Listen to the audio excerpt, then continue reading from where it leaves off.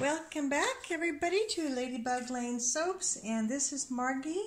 And I thought before I would make my next batch of Christmas soap, which is the mistletoe and ivy, that I would do the 500 subscriber reveal, which I am a little bit behind on. So my apologies.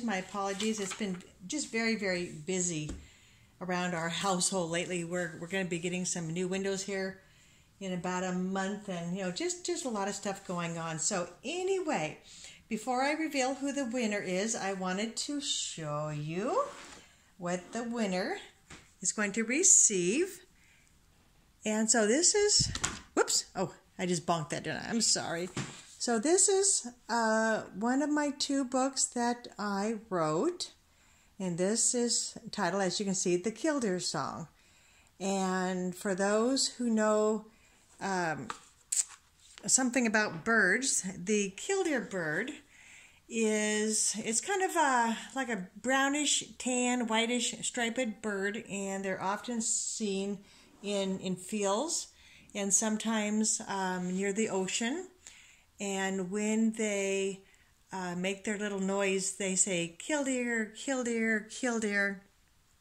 And when we were living out on our farm in Hobart / Maple Valley, in the evening, you can often hear them just kind of flying away, just say killdeer, killdeer, killdeer. And so I just kind of loved that memory of that. And so when I was writing this book and thinking of the name for a title, which is so hard for an author, it really is. I was just kind of thinking that I kind of wanted to have that bird just kind of coming up in this story. So anyway, let me just read you just a little, just the blurb on the back. It says, Seattleite pianist, there we go, and jilted fiance James Edwards leaves an uncertain life and painful memories behind when he takes over his uncle's small church in eastern Washington. Lonely and fearing of losing his sanity, he asks waitress, violinist, and neighbor Anna McManus to be his survival kit. Despising each other would be an understatement, yet they discover, for different reasons, they desperately need each other. Now, so I was born in Seattle, and so I kind of know a little bit about that for 9 years. Let's see. Now, I've always wanted to play the piano. I did for maybe a couple of months, but it's just kind of so hard sitting on your back, and I really didn't have the patience for that. Let's see. Yeah, so we live on the opposite side of Western Washington. Let's see. Okay, so I used to be a waitress many, many years ago. In my early 20s, I used to be a waitress, so I kind of drew on that experience. And let me tell you, that is one of the hardest, most underappreciated jobs. And the violin, I love some violin music. Maybe not the really screechy ones, but more of the beautiful ones. So I kind of wanted to have both of the main characters play some sort of an instrument that I could, how do you want to say it? So I could live vicariously through them. Is that how you say it? And so anyway, so I actually this was the first book that I wrote, and I long time ago. So this is chapter 3, and so let's see. So after James's fiance more or less laughs in his face and ditches him because he really doesn't know what he wants to do in life. He thought he was going to become a pianist, doing some sort of a job, maybe being in some sort of a symphony or whatever you want to call it, but he just wasn't happy doing that. So he thought that he would become a pastor, not a priest, not a deacon, whatever, just a pastor, maybe a non-denominational pastor like his uncle. And so his uncle and his wife decides to retire, and they want to spend some time over in Ireland for a couple of years, while they still have their health. And so they ask their nephew James if he would like to kind of hold down the little church in Eastern Washington. And so he's like, hey, sure. And so, of course, on his first few minutes into town, he stops at this little cafe, which is owned by Anna's father. And of course, both of them are two very, very strong-willed individuals. And so, I mean, they just butt heads. So, anyway, so they have already met at the cafe, and lo and behold, in chapter 3 here, Once Upon a Sunday, of course, this is his very, very first sermon ever, as a brand new pastor. And so here it goes. It's just a couple of pages. Alrighty. The door that separated him from the small congregation was closed. Let me see if I can... Yeah, hopefully my voice will be picking up here. Until now, he always took those rectangular things that hung on hinges for granted. James blessed it for the moment, but cursed the ticking of his wristwatch that was louder than he ever remembered it sounding. He stood alone in the vestibule, asking himself why he ever wanted to be a pastor in the first place. It certainly wasn't to see how badly his hands would shake on his first Sunday. His hands were lifted in front of him. They were cold, clammy, and trembled slightly on their own. They turned over a few times, showing the new pastor different roads which could be traveled. James wished one of them would lead him away from the little white church. Suddenly he jumped when the organist began playing How Great Thou Art. And of course, that was one of my grandmother's favorite songs, by the way. You're helping a lot, he accused the woman in the other room. Turning towards the hanging vestments, he removed a white one from the plastic hanger and slipped it over his head. At least it was supposed to go over his head. There was a knock at the door, and a woman's voice asked, "Pastor Edwards, are you in there?" He had to laugh at himself for the sight he must have offered her. "Here, let me help you with the zipper. Bend your knees a bit. There." A small framed woman in her late 60s to early 70s smiled warmly up at him as she said, "Good morning. Just wanted to see how things are." "Could be better. I'm Mrs. Crumbly, and I'm the nervous pastor." He held out his hands, and the other woman held them in her warm, steady ones. She smiled. "It's to be expected. Never saw a pastor who hasn't felt what you're feeling now." She shrugged slightly. "Call it the inevitable. Don't dwell on it, and before you know it, it will be over." I'm not sure if you can see this whole book. Maybe I can do this without hollering in your ear.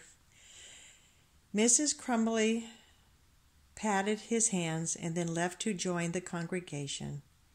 James noticed she closed the door only halfway, perhaps as an invitation to follow.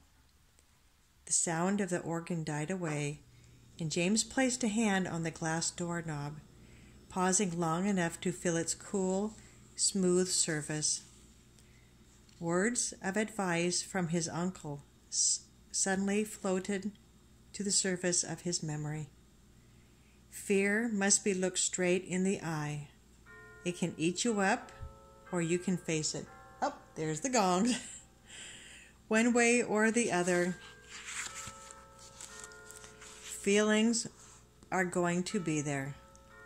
It's how you handle the situation that will determine the growth or lack of growth within your character.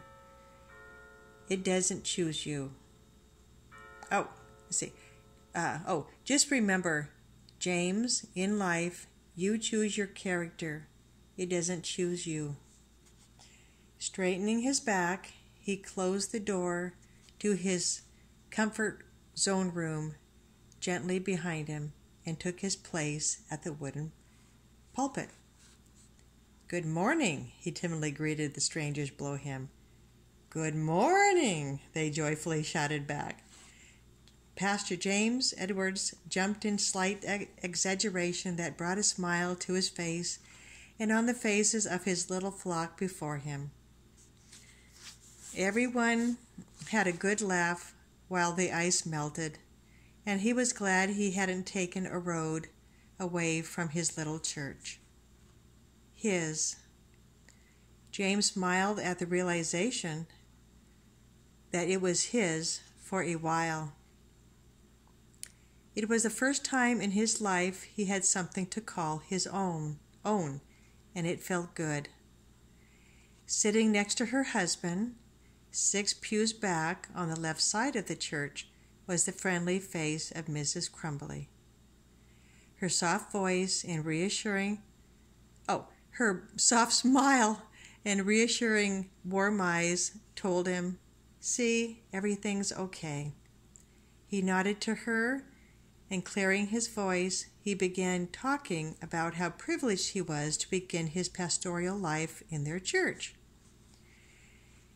His eyes were saying hello to the sea of faces below, when to his right, in the 3rd pew from the front, a newly familiar face stood out. He found himself locking eyes with a young woman, although not intentionally. But there she was, in his church, sitting there with her arms crossed and a look set upon her face that plainly spoke for her. There we go. It was odd that he felt so much dislike towards a person whom he had the displeasure of meeting just 2 days before. It was rare for Pastor James Edwards to not get along with the human race. To his knowledge, she may have been only the 2nd individual after his mother whom he truly disliked. He had met Anna on her turf, and now she was on his. James stood there, glaring at her, almost absent-mindedly, and oblivious to those around him. His face began to grow warm, and hot prickles crawled over the skin on the back of his neck. He imagined his ears were bright red, and they also felt warm. She was beginning to rattle his composure and confidence, yet she wasn't doing anything as obnoxious as hitting the stupid chrome bell at the cafe. Nor was she running around from pew to pew swapping hats from a few elderly men who held them securely on their laps. So why was she throwing him off balance so easily? Her presence to him was like listening to someone just playing a musical instrument and not being able to get away from it. "Clear your voice and look away," he told himself. "Just look away." He broke eye contact with her and quickly noticed that other eyes in the room had an interest in them. It was in his best interest to quickly get on with things. James continued talking about himself, which led up to the present time. The congregation listened intently, smiled, and laughed at his humor. Can't turn the page. Everyone did, that is, except her. In the 3rd pew sat that person, the waitress, her. She was in the company of a family who he assumed were her parents. Let me flatten this book out. I can't read. There we go. Let's see. Of a family who he assumed were her parents, brothers, and sisters. James tried to ignore the young woman who looked to be close to his 30 years of age. But to ignore her would be ignoring others around her. He knew first impressions were important, but maybe he could shift his eyes to the left of the church for a moment, and then try again. Before his eyes got a chance to shift left, a movement caught his attention. She was gently rocking in the pew, leaning her head to one side, eyes closed. A smile slapped on her lightly freckled face. "Oh, Lord Jesus, what the hell is she doing?" James groaned silently. The parishioners around her didn't seem distracted in the least, but James had had enough. He walked down to the right side of the church and rested his hands on the first pew. It became evident to the family that Anna sat with that Pastor Edwards was addressing her, as he stood there with eyes firm upon her as he continued speaking. The assumed siblings that sat on either side of her tried to bring her back from wherever she was. Perhaps his uncle was used to her odd behavior, but James wasn't going to stand for it. Good luck, huh? She was not going to upset his first sermon in the little white church that was going to be his until his auntie and uncle returned. A young man had given her arm a good yank. "What?" she loudly snapped. His eyes quickly opened and darted to the young man, then to the pastor.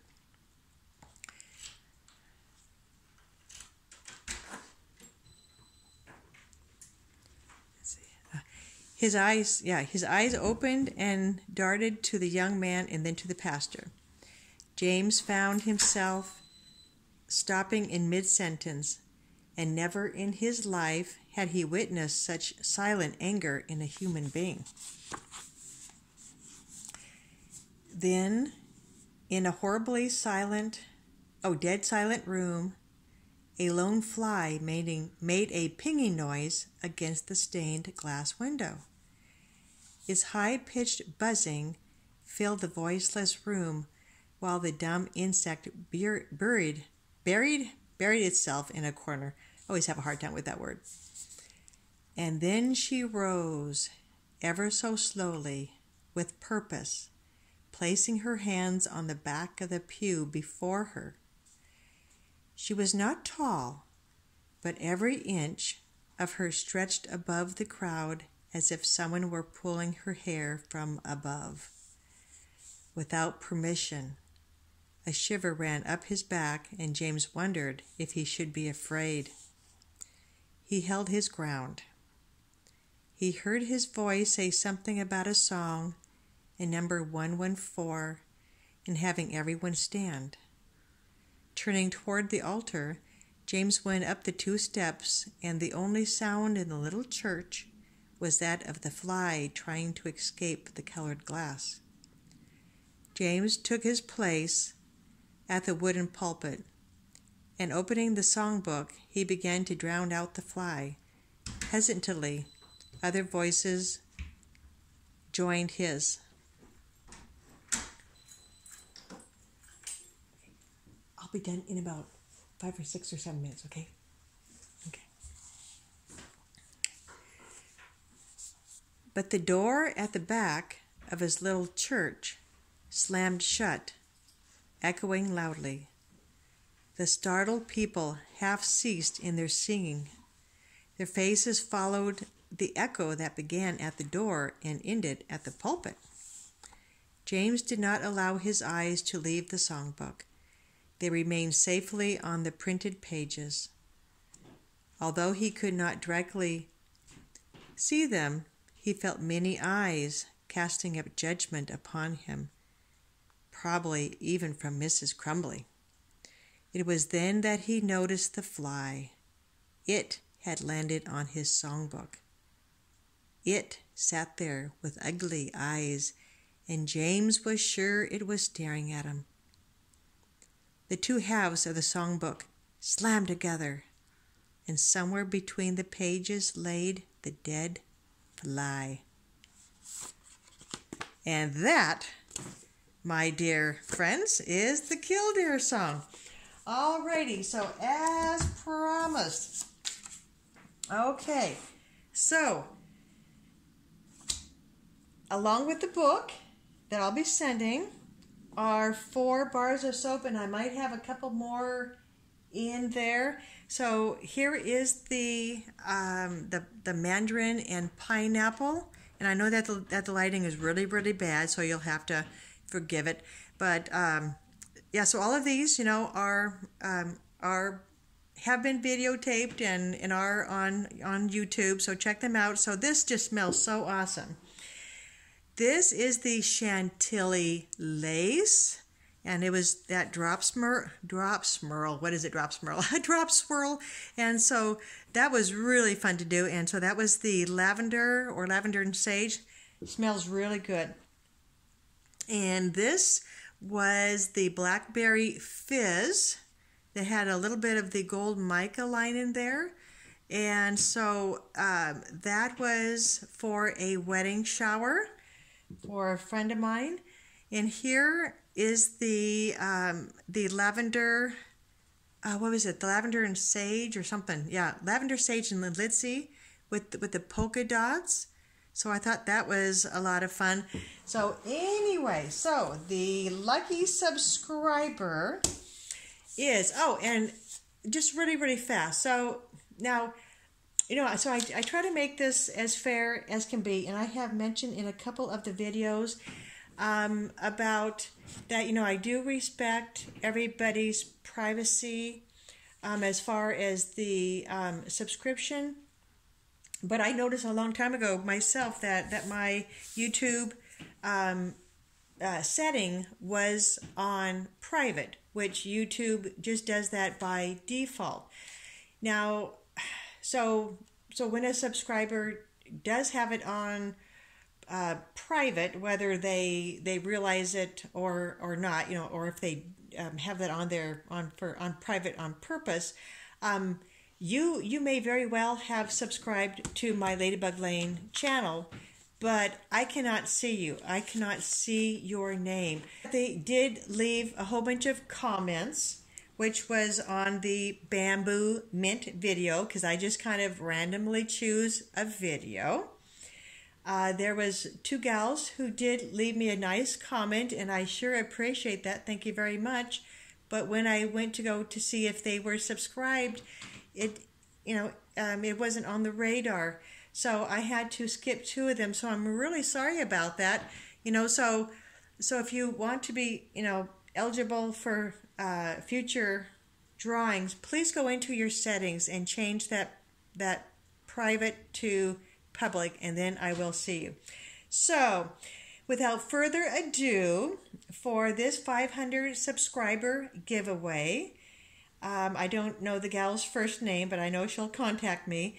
The name of her company is Sin City Soaps, S-I-N, and City like S-I-T-Y, soaps and candles. So congratulations. Woo! So if you could get a hold of me, send me a private message of, you know, how to get a hold of you. I will send these in the mail as soon as I can. So I've been yakking away here for almost 25 minutes. So I hope everybody enjoyed the reading of the Killdeer Song. And if you are interested in purchasing this, either in paperback or on your Kindle, it is on Amazon. And I believe it's also, what do you want to call it, on the Kindle Unlimited, where you can just read and read and read. So anyway, thank you everybody for participating, and everybody just have a wonderful day. Alrighty, bye-bye.